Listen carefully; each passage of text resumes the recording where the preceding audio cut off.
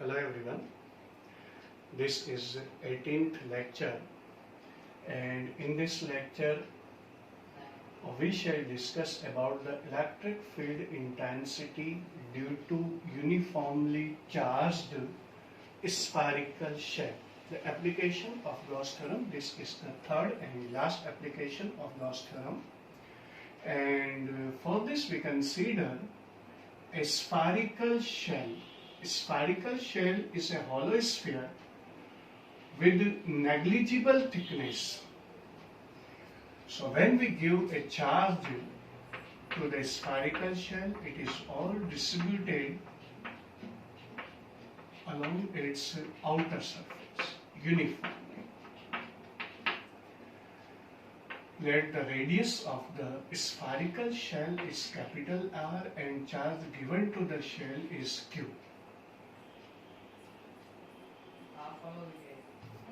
Consider a spherical shell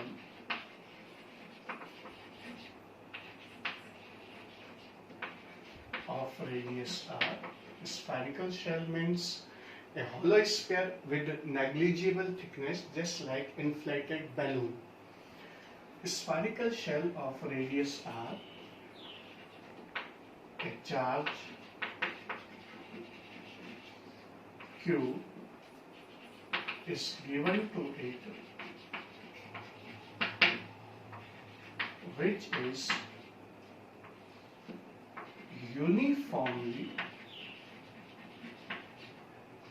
distributed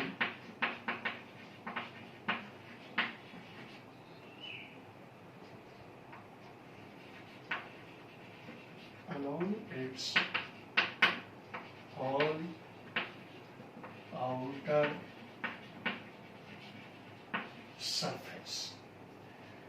Because this is hollow inside the shell, so no charge is distributed inside it, and all charge is uniformly distributed along its whole outer surface area. And then we consider three cases: the electric field intensity outside the shell, electric field intensity on the surface of the shell, and electric field intensity inside the shell. Now first we consider first case, electric field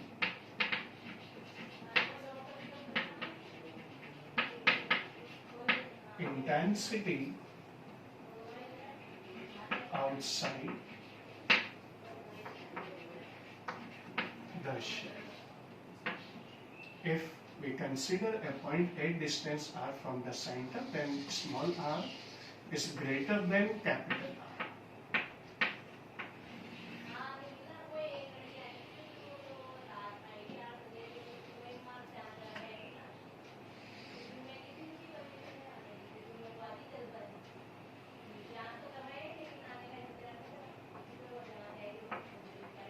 This is an electrical shell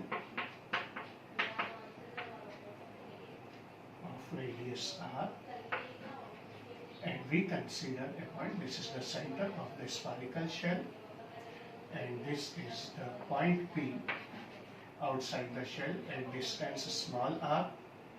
And then in order to calculate the electric field intensity from Gauss theorem, we consider a spherical Gaussian surface of a radius small r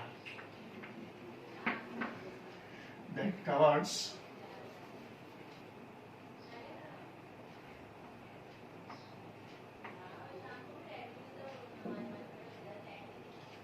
so this is the spherical Gaussian surface that covers the whole shell. Consider a point P at distance small r from center O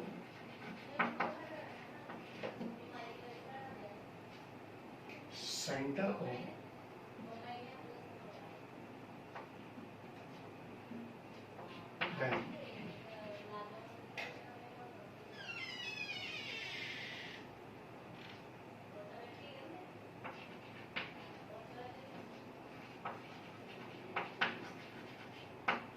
when we consider a Gaussian surface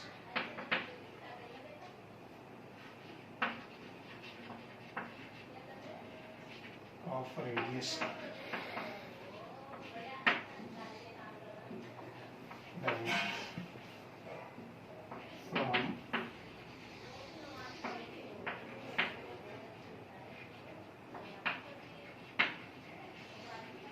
Gauss theorem. According to Gauss theorem, integral, surface integral of electric field intensity means net outward flux is equal to summation q upon epsilon naught. Here we consider a small area element, then electric field intensity E and surface area, direction of surface area dA are along same direction. So integral E dA cos 0 is equal to the charge enclosed by the Gaussian surface, that will be equal to the charge given to the spherical shell, means q upon epsilon naught. E can be taken out because we know that according to the characteristic of Gaussian surface, electric field intensity is same at all points. So it can be considered as a constant and taken out from the integral, and integral dA is equal to q upon epsilon naught. The value of dA will be the area of spherical Gaussian surface, and it will be 4 pi r square is equal to q upon epsilon naught, or E outside is equal to q upon 4 pi epsilon naught r square. We know that 1 upon 4 pi epsilon naught is equal to k. So E outside will be equal to kq upon r square. Means in this case, the spherical surface, spherical shell act as a pointed charge, or the charge given to the spherical shell behaves like a pointed charge. E outside is equal to kq upon r square. The second case, electric field intensity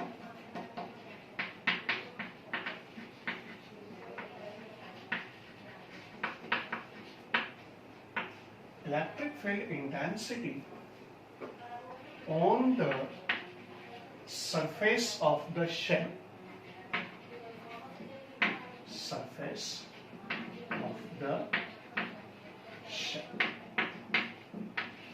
This is the second case, and in this case again we consider a spherical shell of radius r, and q charge is given to the surface, which is uniformly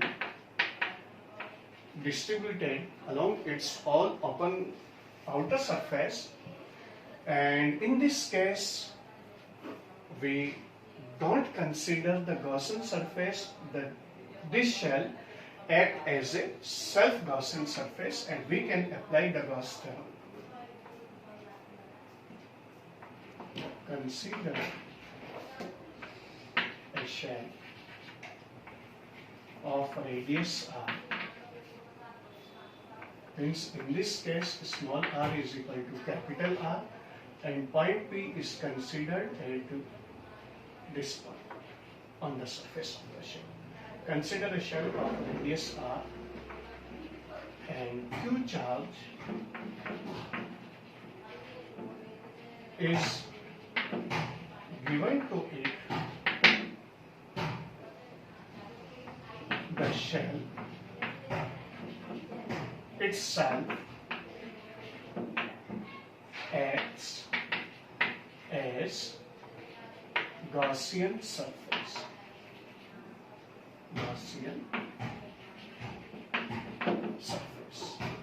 So from Gauss theorem,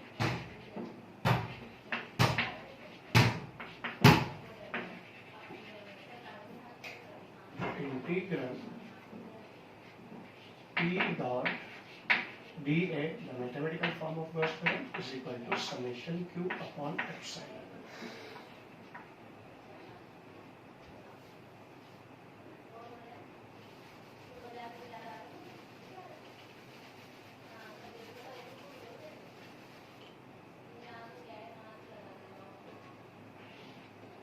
Integral E dA cos 0 due to same reason, because in the direction of electric field intensity will be this, in direction of considered area element is also same. So cos 0 is equal to the charge enclosed by the Gaussian surface Q upon epsilon naught, because whole charge is assumed to be concentrated at the center of the shell. So Q upon epsilon naught, E can be taken out. According to the characteristic of Gaussian surface, E dA is equal to Q upon epsilon naught, and area of Gaussian surface will be equal to the area of spherical shell. 4 pi r square is equal to Q upon epsilon naught, and E is equal to 1 upon 4 pi epsilon naught Q upon r square, or KQ upon r square. This is the electric field intensity on the surface of the shell, and this is the maximum electric field intensity which is obtained on the surface of the shell. Outside the surface, since small r is greater than the capital R, so in this case the electric field intensity will be smaller than the electric field intensity on the surface of the shell. So this is the second case. Electric field intensity on outside the surface is KQ upon small r square, and electric field intensity on the surface of the shell, that will be KQ upon capital R square, and this is the maximum electric field intensity. Now we consider the third and last case in which we shall calculate the electric field intensity inside the shell. The third and last case, electric field intensity inside the shell. Means in this case, if we consider the point P inside the shell, means small r is less than capital R.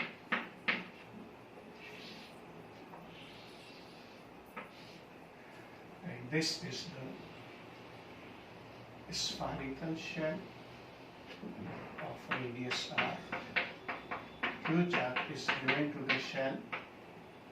The radius is r, charge is q, and we consider a point P inside the shell at distance small r from P, from the center O.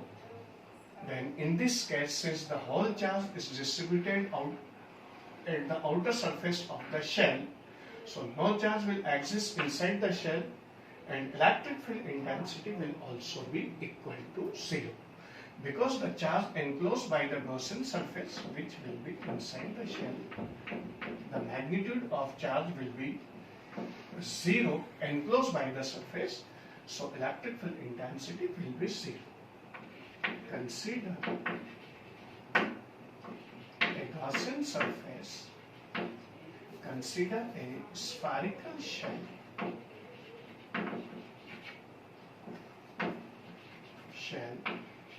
of a radius r,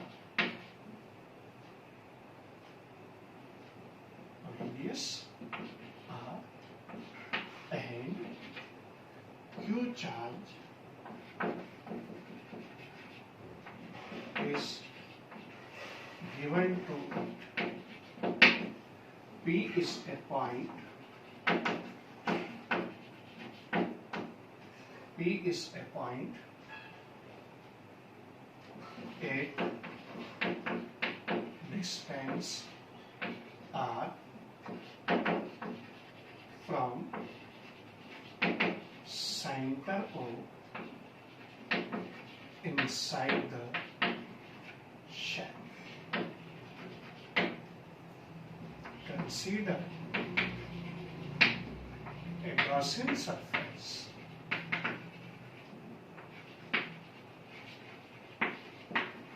of radius r is shown in figure. And then from Gauss theorem,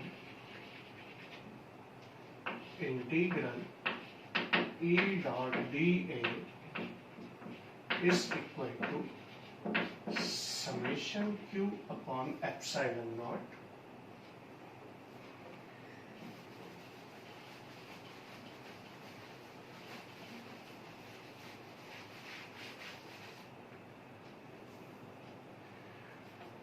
and again E dA cos 0 is equal to the charge enclosed by the Gaussian surface is 0 because whole charge is distributed on the outer surface of the shell upon epsilon naught. So E is equal to E into 4 pi r square is equal to 0 or E is equal to 0. So inside the shell electric field intensity will be 0 because whole charge is distributed on the outer surface of the shell. So there are three cases. Outside the surface, electric field intensity outside the surface will be kq upon small r, and electric field intensity on the surface of the shell is kq upon capital R square. This is the maximum electric field intensity, and inside the shell is 0. If we draw a curve for that, so here we consider electric field intensity.